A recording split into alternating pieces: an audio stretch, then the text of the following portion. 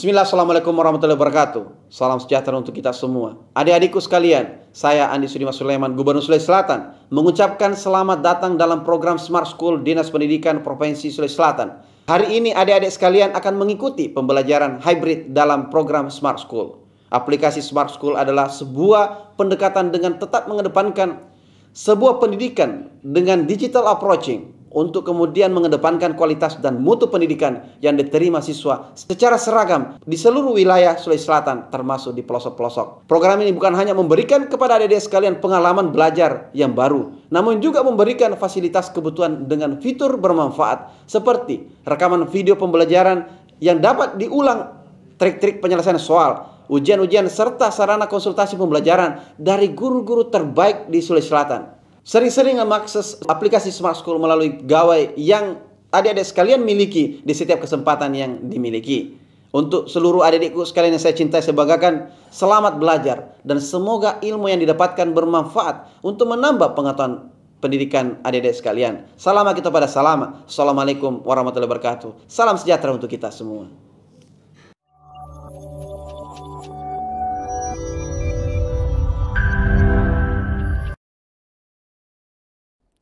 Baiklah, Ananda sekalian, mudah-mudahan Ananda dimanapun berada pada hari ini tetap semangat ya.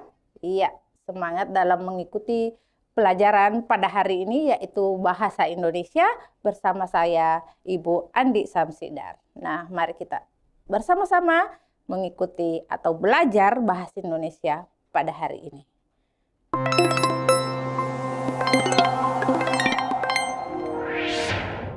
Nah, adapun materi kita pada hari ini yaitu masih membahas mengenai novel. Ya. Jadi Ananda sekalian, tentunya minggu lalu sudah dipelajari apa itu novel, kemudian ciri-ciri novel. Nah, hari ini kita akan fokus ke materi yang berbeda, yaitu unsur intrinsik novel. Nah, di dalam unsur intrinsik novel ini, tidak semua unsur yang ada di dalam novel itu atau yang termasuk unsur intrinsik akan kita bahas pada hari ini. Tapi akan kita bahas yaitu mengenai tokoh, iya, kemudian penokohan, yang ketiga alur cerita. Nah, kita akan fokus untuk unsur intrinsik yaitu tokoh, penokohan, dan alur cerita. Tapi sebelumnya kita harus tahu dulu tujuan pembelajaran pada hari ini. Apa tujuan pembelajarannya? Yaitu mampu menganalisis unsur intrinsik novel, tokoh, penokohan, dan alur. Jadi tentunya Ananda setelah menyimak dan memahami nanti materi ini tentunya sudah bisa, diharapkan sudah mampu menganalisis tokoh, penokohan, dan alur dalam novel. Oke, next. Nah, walaupun minggu lalu telah mempelajari apa itu novel, apa itu ciri-ciri novel, tapi ada baiknya kita kembali dulu mengingat, mereview kembali pengertian dari novel. Ya, apa itu novel? Ya, novel diartikan sebagai suatu karangan berbentuk prosa yang mengandung rangkaian cerita kehidupan seseorang dengan orang lain di sekelilingnya, dengan menonjolkan watak dan sifat pelaku. Ini menurut Nurgiantoro. Ya. Jadi di dalam novel ini itu sejenis cerita yang berbentuk prosa, berisi rangkaian peristiwa di mana di dalam cerita itu menonjolkan watak dan sifat pelaku. Nah, pelaku itu siapa? Iya, tentunya tokoh-tokoh yang ada di dalam cerita. Jadi novel ini dia lebih menonjolkan ya, perlu kita garis bawahi bahwa lebih menonjolkan watak dan sifat pelaku. Oke, kita lanjut. Nah, kita bahas lagi sedikit mengenai karakteristik novel. Ya, karakteristik novel. Yang pertama itu, novel itu alurnya kompleks. Ya, dan rumit. Settingnya atau latarnya luas. Ya, mengapa dikatakan kompleks? Jadi biasanya ada alur utama. Ya, ada beberapa alur di dalam cerita itu karena novel itu termasuk cerita yang panjang. Ya, kemudian yang kedua, nah, cerita itu melukiskan kehidupan tokoh. Seluruh kehidupan tokoh. Ya, misalnya tokoh ini mulai dari kecil diceritakan sampai dia dewasa misalnya. Berbeda dengan cerpen. Kalau cerpen sebagian saja, ya, satu konflik, tidak menceritakan seluruh kehidupan tokoh. Tapi di dalam novel itu biasanya tokoh utamanya diceritakan mulai dari kecil hingga dia dewasa. Atau bahkan bisa sampai tokoh itu meninggal, itu diceritakan. Jadi memang agak cukup panjang ya. Selanjutnya, nah, cerita novel ini bersumber dari pengalaman pribadi. Bisa bersumber dari pengalaman pribadi. Bisa juga bersumber dari pengalaman orang lain. Nah, pengarang sebuah novel bisa menceritakan atau membuat sebuah novel berdasarkan pengalaman pribadinya. Atau bisa saja pengarang menulis sebuah novel itu berdasarkan pengalaman orang lain atau teman di sekitarnya. Ya. Selanjutnya, jumlah tokoh banyak dan beragam karakter. Nah, di dalam sebuah novel itu tokohnya biasanya banyak. Banyak tokoh yang diciptakan pengarang. Ya, dengan berbagai macam karakter. Berbeda kalau cerpen, mungkin ada pelaku utama, tokoh utama, ada tokoh pembantu. Ya, tidak seperti novel. Bisa saja di situ ada tokoh utama, ada diceritakan kisah pamannya, diceritakan kisah kakaknya, diceritakan kisah adiknya. Nah, jumlah tokohnya itu banyak dan mempunyai beragam karakter. Jadi ini adalah merupakan salah satu karakteristik dari novel.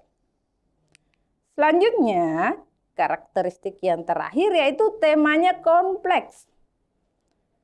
Ya, berarti di dalam novel ini mempunyai tema yang kompleks. Kenapa kompleks? Karena memang ceritanya panjang. Terkadang ada peristiwa utama, ada tema utama, kemudian muncul lagi konflik baru. Nah, sehingga dikatakan kompleks. Oke, next. Ya. Di dalam sebuah novel itu dikenal ada dua unsur pembangun. Mohon maaf ya Ananda, suara ibu agak terganggu. Ada dua unsur pembangun novel, yaitu unsur intrinsik dan unsur ekstrinsik. Yang akan kita fokuskan pada hari ini yaitu mengenai unsur intrinsik. Ya, apa itu unsur intrinsik? Ya, unsur yang membangun dari dalam novel. Kalau unsur ekstrinsik, pastinya unsur yang membangun dari luar novel. Tapi kita akan fokus ke unsur intrinsik di bagian tokoh, penokohan, dan alur cerita.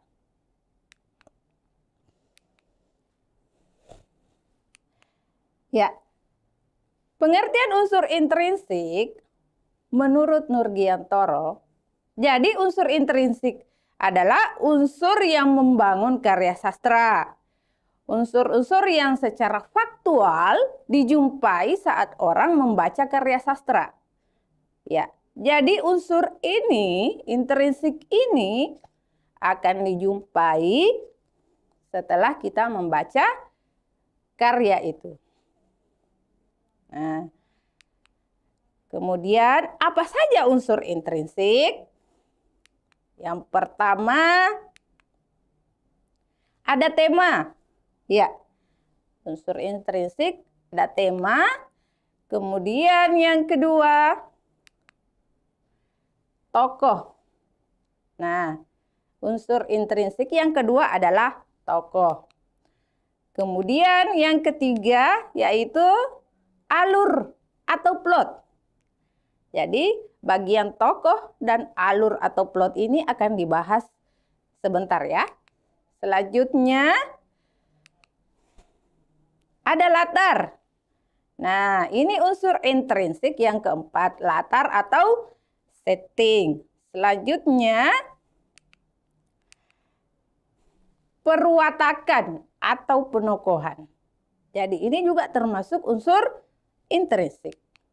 Selanjutnya, apalagi kita lihat gaya bahasa. Ya, gaya bahasa ini masuk juga unsur intrinsik. Yang terakhir, sudut pandang. Ya, sudut pandang. Atau posisi pengarang di dalam cerita itu. Nah, ini adalah unsur intrinsik novel, tapi kita hanya akan fokus ke 3 persoalan saja, yaitu tokoh, kemudian yang kedua alur, yang ketiga perwatakan atau penokohan. Nah, inilah yang akan kita bahas pada hari ini. Apa itu tokoh, apa itu alur, kemudian apa itu perwatakan. Bagian unsur intrinsik lainnya akan dibahas pada pekan depan Ananda ya. Oke, kita masuk ke tokoh. Nah, tokoh. Tokoh dalam sebuah cerita fiksi menempati peran penting dalam membuat cerita menjadi menarik. Ya. Jadi tokoh ini perannya itu agar cerita itu lebih menarik. Ya. Keberadaan tokoh ini menjadikan cerita tersebut hidup. Nah, bisa dibayangkan ketika sebuah cerita atau sebuah novel tanpa seorang tokoh, itu pastinya sudah pasti tidak menarik. Dan ceritanya sudah pasti tidak terasa hidup. Secara umum, tokoh adalah individu ciptaan pengarang yang mengalami peristiwa-peristiwa dalam cerita. Nah, tokoh ini siapa yang ciptakan? Tentunya pengarang. Ya. Jadi pengarang menciptakan tokoh-tokoh yang berperan dalam cerita yang akan dituliskan. Nah, siapa itu tokohnya? Yang mengalami peristiwa dalam cerita itu. Oke, paham ya Ananda mengenai tokoh? Nah, berdasarkan fungsi tokoh itu dibagi menjadi 2. Ya, tokoh itu dibagi menjadi 2 berdasarkan fungsinya. Yang pertama ada tokoh utama, yang kedua ada tokoh pembantu. Jadi ini berdasarkan fungsinya ya. Perlu Ananda ingat bahwa ternyata tokoh itu di dalam cerita berdasarkan fungsinya itu ada 2. Yang pertama sebagai tokoh utama, yang kedua sebagai tokoh pembantu. Apa itu tokoh utama? Nah, tokoh utama adalah tokoh yang memiliki peran penting dalam suatu cerita. Tokoh ini merupakan tokoh yang paling banyak diceritakan, baik sebagai pelaku kejadian maupun yang dikenai kejadian. Nah, tokoh utama ini tokoh yang banyak diceritakan dalam cerita itu. Kisahnya. Kemudian, tokoh pembantu itu apa? Nah, tokoh pembantu adalah tokoh yang memiliki peran sebagai pelengkap. Ya, perlu digarisbawahi bahwa tokoh pembantu itu adalah tokoh yang memiliki peran sebagai pelengkap dalam cerita. Ya, dalam cerita. Jadi tokoh pembantu ini yaitu sangat menunjang tokoh utama. Nah, bagaimana Anda sudah bisa membedakan antara tokoh utama dan tokoh pembantu? Jadi ingat kembali Ananda bahwa berdasarkan fungsi tokoh itu dibagi menjadi dua. Yaitu ada tokoh utama dan ada tokoh pembantu. Tokoh utama yang jelas itulah yang banyak diceritakan dalam cerita itu. Kemudian tokoh pembantu adalah tokoh yang memiliki peran sebagai pelengkap. Ya, kita lanjut. Nah, tadi sekarang berdasarkan peran tokoh ya. Tadi berdasarkan fungsi tokoh terbagi menjadi dua. Sekarang berdasarkan peran tokoh. Nah, berdasarkan peran tokoh, tokoh ini dibagi lagi. Kira-kira apa pembagiannya? Mari kita lihat. Iya. Yang pertama ada namanya tokoh protagonis. Ya. Jadi berdasarkan peran tokoh, yang pertama ada tokoh protagonis. Apa itu tokoh protagonis? Yaitu tokoh yang dikagumi pembaca. Atau tokoh yang perilakunya sesuai dengan kehendak pembaca. Jadi pastinya protagonis ini baik-baik saja tokohnya, sifatnya baik. Iya. Dia dikagumi oleh pembaca. Biasanya dia dikagumi. Karena kenapa? Dia sifatnya baik. Jadi biasanya sifat yang ditampilkan tokoh protagonis ini yaitu sesuai kehendak pembaca. Biasanya pembaca itu menginginkan seorang tokoh itu berwatak baik. Ya, di sini terletak di tokoh protagonis. Kemudian yang kedua, tokoh antagonis. Ya, jadi ada namanya tokoh antagonis. Ingat ya, berdasarkan peran tokoh, tokoh itu dibagi menjadi yang pertama tokoh protagonis, yang kedua tokoh antagonis. Apa itu tokoh antagonis? Nah, tokoh antagonis ini adalah tokoh yang menyebabkan timbulnya konflik dan ketegangan. Jadi diingat, ternyata tokoh antagonis itu adalah tokoh yang menyebabkan terjadinya konflik atau ketegangan dalam cerita. Ya. Selanjutnya ada namanya tokoh tritagonis. Jadi sudah 3 ya. Berdasarkan peran tokoh ada 3 tokoh. Yang pertama protagonis, yang kedua antagonis, yang ketiga tritagonis. Apa itu tokoh tritagonis? Ya. Tritagonis adalah seorang tokoh penengah yang tidak memihak kepada siapapun. Jadi ingat, ternyata tokoh tritagonis itu adalah tokoh yang tidak memihak antara tokoh protagonis dan tokoh antagonis. Ya. Biasanya dia adalah tokoh penengah. Misalnya terjadi konflik antara tokoh protagonis dan tokoh antagonis itu yang menjadi penengah itu adalah tokoh tritagonis. Ya. Paham Anda? Jadi diingat kembali, berdasarkan fungsinya, tokoh dibagi menjadi dua.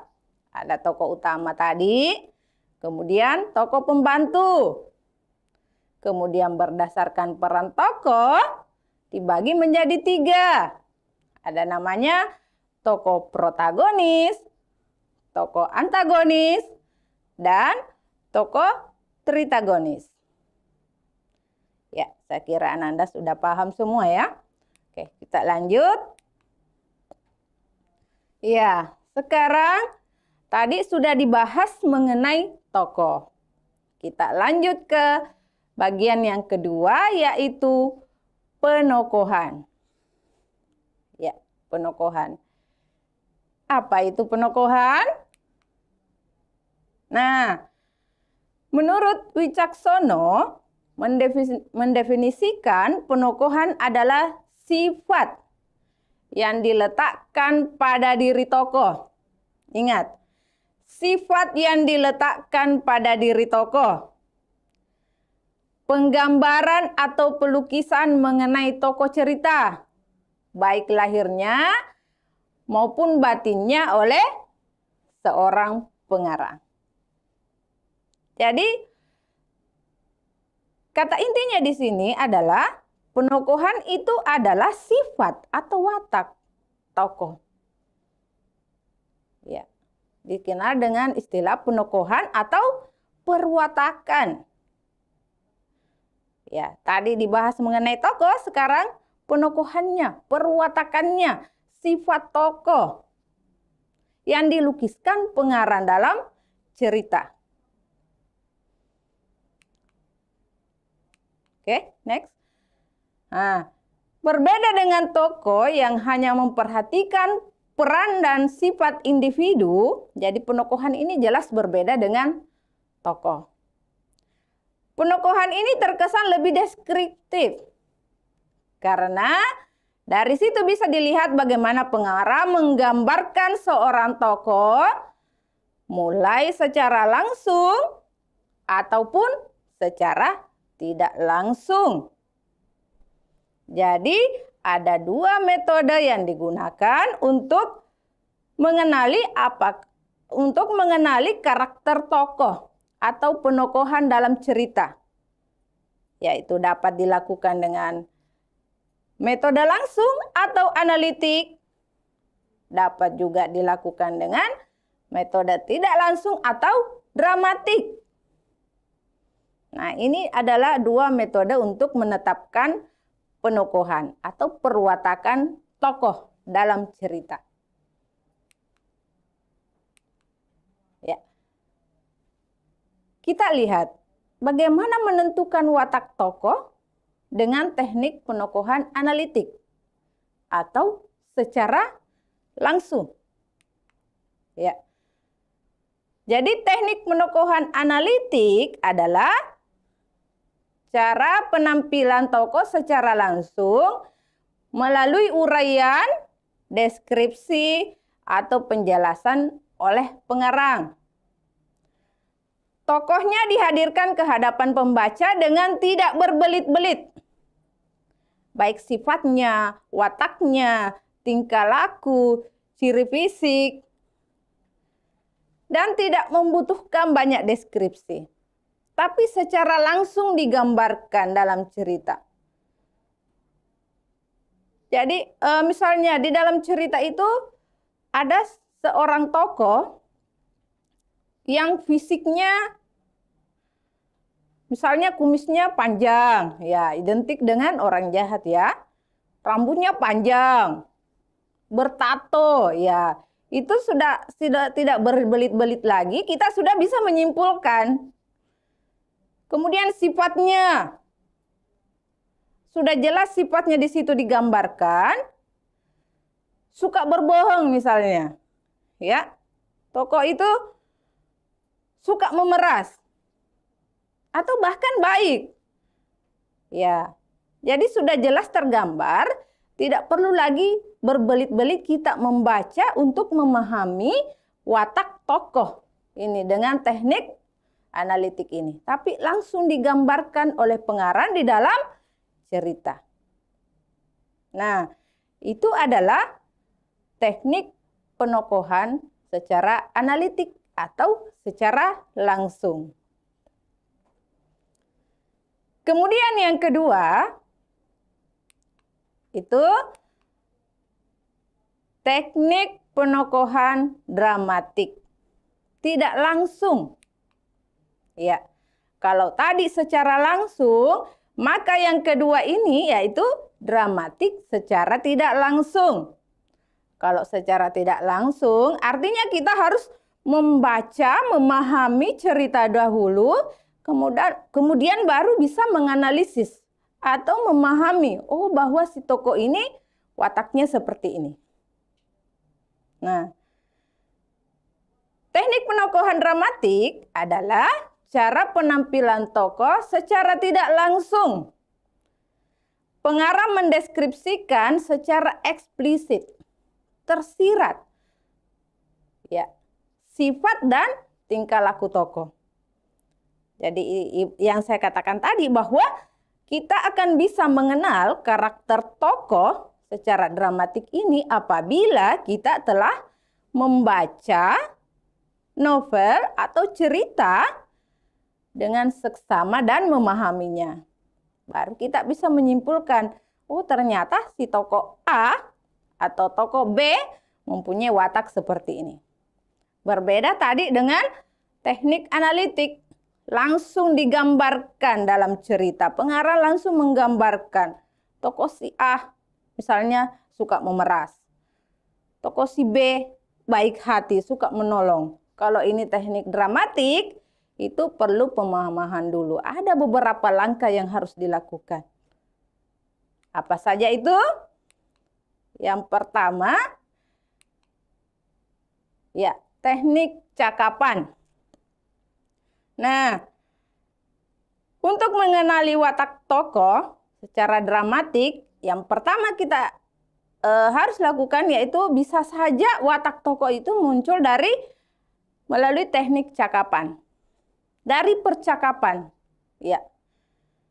Percakapan di dalam sebuah karya fiksi tidak hanya dilakukan untuk memajukan plot, tapi juga dimaksudkan untuk menggambarkan karakteristik tokoh yang bersangkutan.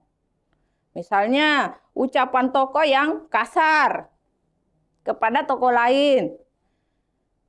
Cara percakapan itu bisa kita lihat bahwa tokoh ini jahat misalnya, antagonis. Tokoh ini baik. Itu bisa kita lihat dari percakapannya. Ya, itu namanya teknik cakapan. Kemudian yang kedua, ya, yang kedua ini teknik tingkah laku.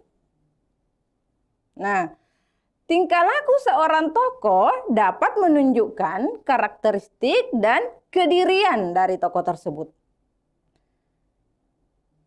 Jadi kita bisa menganalisis watak tokoh dari tingkah lakunya dalam cerita itu. Seperti apa tingkah lakunya? Misalnya tokoh si A rajin pergi masjid. Ketika ada orang yang membutuhkan, langsung membantu. Nah, ini tingkah laku yang dilakukan. Kemudian, bisa saja terbalik. Ya, mungkin si tokoh A, tingkah lakunya suka memeras. Suka menakut-nakuti. Ya. Nah, dari sini, dari tingkah laku tokoh ini, nah, kita bisa mengambil kesimpulan bahwa tokoh ini jahat misalnya. Atau orangnya terburu-buru. Suka putus asa. Atau bahkan kebalikannya. Orangnya semangat. Pantang menyerah. Nah, itu bisa kita lihat dari tingkah lakunya. Kemudian yang ketiga yaitu dapat dilihat dari pikiran dan perasaan. Ya. Pikiran dan perasaan seorang tokoh dapat menunjukkan kedirian tokoh itu. Ya. Ketika membaca cerita itu biasanya ada perasaan yang muncul dari tokoh itu. Apakah dia selalu ingin menangis? Ya, memikirkan hidupnya atau pantang menyerah, selalu ingin berusaha. Jadi melalui pikiran dan perasaan tokoh itu ketika kita sudah membaca ceritanya, nah kita bisa mengetahui, oh watak tokoh ini watak si A atau watak si B seperti ini. Baru kita bisa menentukan. Ketika kita sudah mengenali perasaan dan pikiran tokohnya di dalam cerita itu. Lanjut. Ya. Nah, watak tokoh atau penokohan dapat dilihat juga dari reaksi tokoh lain di dalam cerita itu. Reaksi tokoh-tokoh lain terhadap suatu kejadian yang dilakukan oleh sang tokoh dapat menunjukkan kedirian tokoh itu. Dengan kata lain, ini merupakan opini tokoh-tokoh lain terhadap tokoh-tokoh tertentu. Seperti apa kira-kira? Nah, teknik reaksi tokoh lain. Ketika berdialog misalnya, ketika bertemu, tokoh si A, acuh, tidak memperhatikan tokoh si B. Jadi ini akhirnya si B merasa tercueki, tersisihkan. Nah, ini reaksi tokoh lain ya. Akhirnya kita bisa menyimpulkan bahwa tokoh si A orangnya seperti ini. Tokohnya seperti ini. Wataknya seperti ini. Ya, itu adalah teknik reaksi tokoh lain. Selanjutnya, teknik pelukisan latar. Ya, jadi ini yang terakhir dalam menentukan watak secara dramatik. Teknik pelukisan latar. Di dalam sebuah cerita tidak terlepas dari latar. Baik itu tempat, suasana, dan waktu. Melihat latar, kita juga bisa menentukan apabila kita sudah membaca cerita itu bahwa si tokoh A ini baik atau jahat, iya, senang menolong, atau kok sifat-sifat lainnya. Nah, itu bisa dilihat dari latarnya. Ketika si A, tokoh si A, tempat tinggalnya ada di sarang penyambung misalnya. Ya, tempatnya perampok misalnya ya. Tentunya kita berpikiran, oh ini juga tokoh si A seperti itu. Tapi ketika tokoh si A selalu bergabung di masjid misalnya, atau di gereja misalnya, tentunya kita bisa menarik kesimpulan bahwa oh tokoh ini baik. Karena selalu ke masjid, ya. Ataukah oh selalu melaksanakan perintah Allah misalnya. Ya, tergantung latarnya. Kita juga bisa menentukan watak tokoh dari segi latar atau pelukisan latar. Nah, itu ada beberapa teknik yang digunakan Ananda ketika ingin menentukan watak tokoh secara dramatik. Ya. Nah, oh iya, satu lagi. Bisa perwatakan atau penokohan di dalam suatu cerita itu bisa juga ditentukan dari pelukisan fisiknya. Yang bagaimana yang dimaksud watak dalam pelukisan fisiknya? Tentunya kalau berhubungan dengan fisik artinya yang ada di badan misalnya. Matanya senang melotot misalnya, tokoh si A matanya selalu merah karena selalu emosi. Kemudian kumisnya panjang. Ya, ciri-ciri orang yang jahat itu kumisnya panjang, ya. Walaupun tidak semua, ya. Oke, selanjutnya ya berhubungan langsung dengan ciri-ciri sang tokoh. Jadi itu penggambaran fisik. Fisiknya bisa juga dikatakan, oh ini orangnya kuat. Mungkin badannya kekar, orangnya besar, atau bisa saja, oh ini orangnya lemah. Kenapa? Mungkin badannya kecil, tokohnya kecil, selalu sakit, lemah? Ya, ini pelukisan tokoh secara fisiknya atau pelukisan fisik. Nah, itulah beberapa teknik Ananda untuk menentukan perwatakan atau penokohan secara dramatik. Ya, saya berharap Ananda paham ya. Ada beberapa teknik yang dilakukan ketika ingin menentukan perwatakan di dalam cerita dengan teknik dramatik ini. Oke, kita lanjut. Ya, poin ketiga. Tentunya poin pertama tadi ada tokoh. Poin kedua, penokohan. Sekarang kita masuk di poin ketiga, yaitu alur atau plot. Nah, apa itu alur? Ya, menurut Carmini berpendapat bahwa alur atau plot adalah rangkaian kejadian atau peristiwa dalam cerita. Jadi perlu digarisbawahi bahwa alur atau plot itu adalah rangkaian kejadian atau peristiwa dalam cerita yang disusun sebagaimana interrelasi fungsional yang sekaligus menandai urutan bagian-bagian dalam keseluruhan fiksi. Selanjutnya, menurut Sembodo bahwa alur atau plot yaitu rangkaian peristiwa yang terjalin dalam cerita. Jadi sebenarnya sama ya, rangkaian yang terjadi dalam cerita, kemudian rangkaian atau peristiwa dalam cerita. Berbicara mengenai alur atau plot, ada yang bertanya bahwa perbedaan alur dan plot itu seperti apa? Nah, pada dasarnya sebenarnya sama ya, sama-sama jalan cerita, rangkaian peristiwa. Tapi kalau ada juga yang membedakan. Kalau dilihat dari segi tubuh kita sebagai manusia, maka alur itu adalah tubuhnya. Kemudian plot adalah rohnya. Nah, maksudnya bagaimana? Jadi alur ini termasuk jalan cerita. Ya, jalan cerita dari novel yang dibuat. Kemudian plotnya adalah peristiwa-peristiwa yang terjadi yang ada hubungannya. Ada hubungan kausalitas, ada hubungan sebab akibat. Jadi itu Ananda ya, ada tadi pertanyaan mengatakan seperti itu.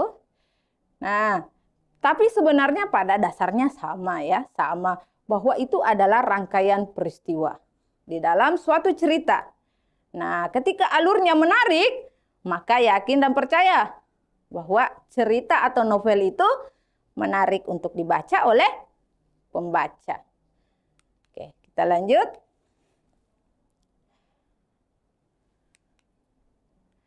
Nah, kita masuk ke jenis-jenis alur. Jenis alur di sini ada namanya alur maju.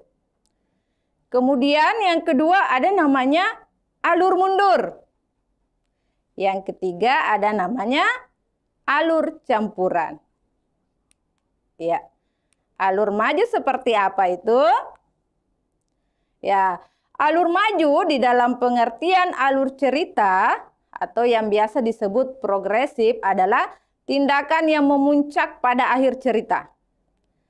Alur maju adalah serangkaian peristiwa yang dimulai secara teratur dari awal hingga akhir cerita. Jadi alur maju ini menceritakan mulai dari pengenalan tokoh, konflik, klimaks, ke penyelesaian. Ya, jadi berjalan terus, mulai dari awal cerita hingga akhir cerita. Itu namanya alur maju. Kemudian yang kedua ada namanya alur mundur. Seperti apakah itu alur mundur? Nah, alur mundur atau regresi merupakan tindakan yang menceritakan masa lalu dari tokoh dalam cerita. Pengertian alur cerita mundur ini justru konfliknya disampaikan di awal cerita dan kemudian mundur ke masa lalunya. Jadi dimulai dari masa lalu ke masa kini. Kebalikan dari alur maju. Misalnya, pengarang membuat sebuah novel tentang anggota veteran ya. Ketika tokoh anggota veteran ini menceritakan kisah masa lalunya semenjak dia muda hingga ke masa pensiun menjadi anggota veteran. Nah, itu pasti dia mundur, mengingat masa lalu, menceritakan masa lalu. Jadi itu adalah alur mundur. Kemudian yang ketiga ada namanya alur campuran. Ya. Tentunya berbicara mengenai alur campuran, pasti ada hubungannya antara penggabungan antara alur maju dan alur mundur. Makanya dikatakan alur campuran. Yang seperti apakah itu? Ya, biasanya ya alur campuran ini ketika cerita sudah berjalan, ya berjalan pada tahun ini misalnya, lalu menceritakan lagi masa lalu dari tokoh itu.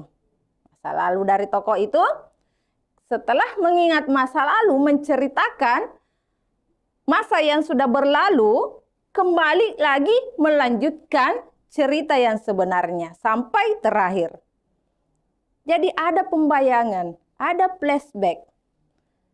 Makanya dikatakan campuran. Karena di dalam cerita itu ada alur maju dan ada alur mundur. Ada mengingat masa lalu. Ciri utamanya itu ketika ada pembayangan masa lalu, nah kita bisa menganalisisnya. Oh, ini alur mundur. Tentunya alur mundur. Tapi ketika ceritanya berlanjut lagi sampai habis, maka alur campuran. Oke? Jadi Ananda saya harapkan sudah paham bahwa alur itu ada 3. Yang pertama alur maju, yang kedua alur mundur, yang ketiga alur campuran. Kita masuk kepada tahapan alur. Ini juga penting Ananda yang perlu kita ketahui bahwa ternyata ada beberapa tahapan alur.